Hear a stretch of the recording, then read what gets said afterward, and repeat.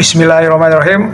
Assalamualaikum warahmatullahi wabarakatuh. Salam sehat untuk teman-teman dimanapun Anda berada, juga teman-teman yang beragama lain dimanapun Anda berada. Masih bersama saya, Tabrani Hendarto, masih mengupas tentang asam lambung GERD, gejala psikosomatis dan anxiety. Oke, untuk di video kali ini saya akan membahas kenapa kita sudah menjaga 3 pola sehatnya, tapi sensasi dan gejala masih saja ada, ya kan? Sebelum saya mulai, silahkan di like, di komen, di subscribe, dan ditekan tombol loncengnya biar dapat notifikasi video-video terbaru dari saya. Yang sudah melakukannya, saya ucapkan banyak-banyak terima kasih. Dan saya doakan teman-teman dimanapun Anda berada yang baru mengalami masa proses penyembuhan lebih baik dan lebih baik, menemui jalan untuk sehat kembali, saya doakan kalian dijabah doanya, ya kan, sehat kembali seperti sedia kala. Amin amin ya robbal alamin. Oke, langsung saja di video kali ini saya akan membahas tentang kenapa kita sudah menjaga 3 pola sehatnya tapi masih saja ada sensasi dan gejala. Nah, itu kalau yang pertama. Kalau menurut saya itu memang lambung kita masih ada masalah, dalam arti masih ada masalah itu makanan yang terserap oleh tubuh kita, ya kan, karena lambung kita masih ada masalah itu tidak sempurna penyerapannya. Jadi harusnya 100%, kalau masih mengalami baru-baru pertama ya mungkin 20%, berjalan waktu akan meningkat dan meningkat. Makanya masih ada kurang tenaga, lemas, kelayangannya lebih parah, ada pusingnya karena nutrisi yang terserap oleh tubuh itu tidak sempurna karena lambung kita mengalami gangguan. Itu yang pertama dari lambung kita, tapi tenang, itu nggak apa-apa. Yang penting kita tetap jaga 3 pola sehatnya. Nah, itu yang pertama dari lambung kita yang memang masih ada gangguan. Nah, itu memang masih ada gangguan. Yang kedua itu bagi saya adalah kurang gerak, ya kan. Kurang gerak itu seperti ya beraktivitas, terutama berjalan kaki itu membetulkan saraf-saraf lambung kita dan saraf-saraf di seluruh tubuh kita.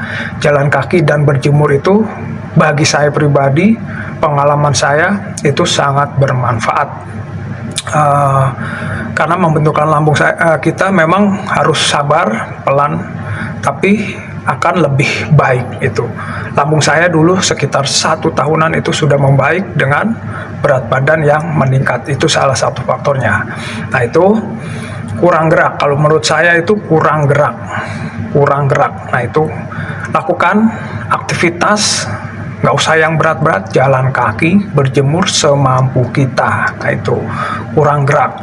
Silahkan berjalan kaki semampu kita, sekali lagi. Nah, itu faktor yang kedua, kurang gerak. Terus yang keempat itu adalah nutrisi kita, makanan kita yang belum cukup. Nah, itu kalau baru-baru mengalami itu kan kayak saya dulu itu selalu dalam 2 bulan pertama rebusan akhirnya berat badan saya menurun drastis, ditambah kecemasan yang berlebih dengan pikiran kita yang menyedot lebih tenaga, ya kan, nutrisi yang dihasilkan oleh tubuh dengan pikiran yang kalut, cemas, akhirnya nutrisinya nggak mencukupi. Nah, itu yang pertama, itu nutrisi yang nggak mencukupi.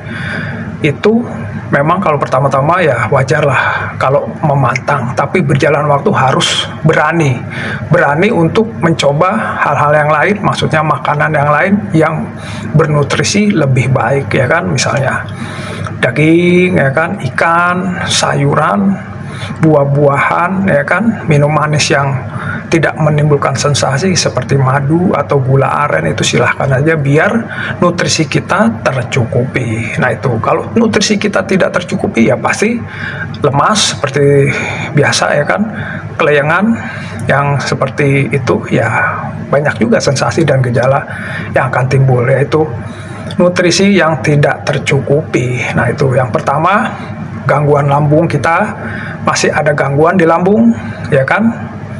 Terus yang kedua itu kurang gerak, ya kan, kurang gerak, kita harus berjalan kaki, berjemur sesuai kemampuan. Yang ketiga itu nutrisi kita yang belum tercukupi. Nah, yang terakhir kalau menurut saya pola pikirnya, ya udah, pola pikir kita yang itu apa ya? Yang pertama itu sebetulnya yang kunci utamanya pola pikir kita. Nah, itu kalau baru-baru pertama dulu, anxiety kita, tingkat kecemasannya mungkin di level yang kalau dari angka 1 sampai 10 itu angka 10 tinggi sekali, ya kan. Berjalannya waktu harusnya sabar, pelan, dan tahu, ya kan, harusnya diturunkan.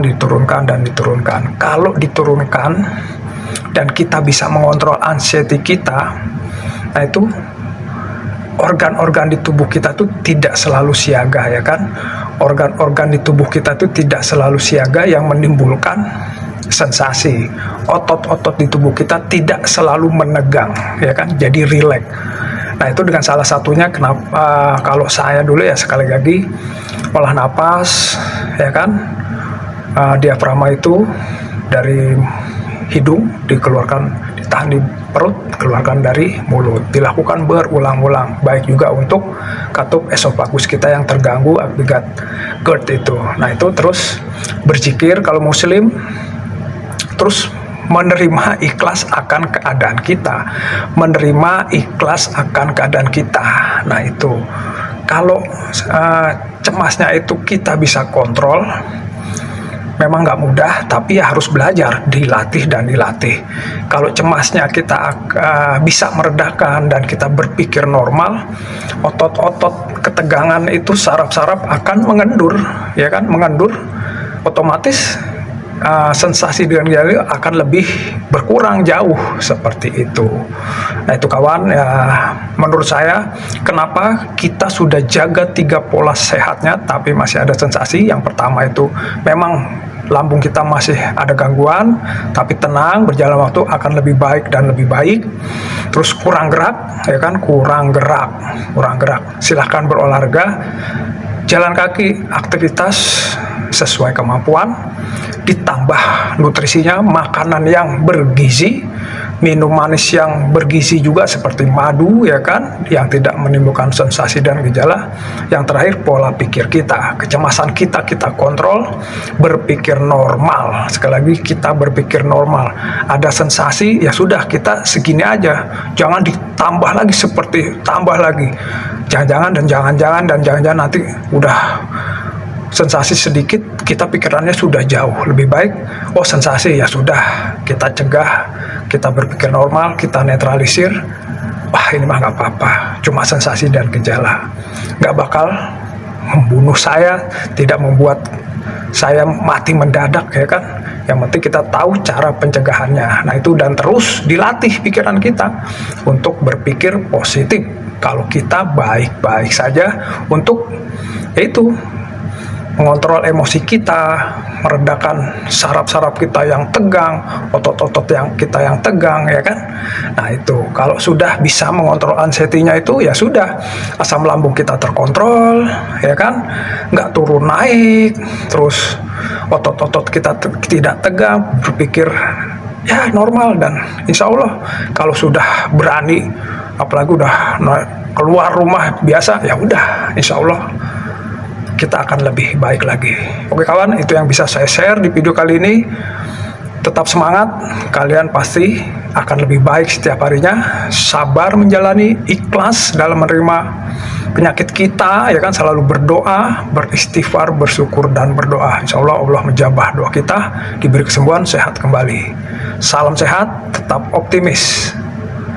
Kalian pasti menemui kesembuhan. Wassalamualaikum warahmatullahi wabarakatuh.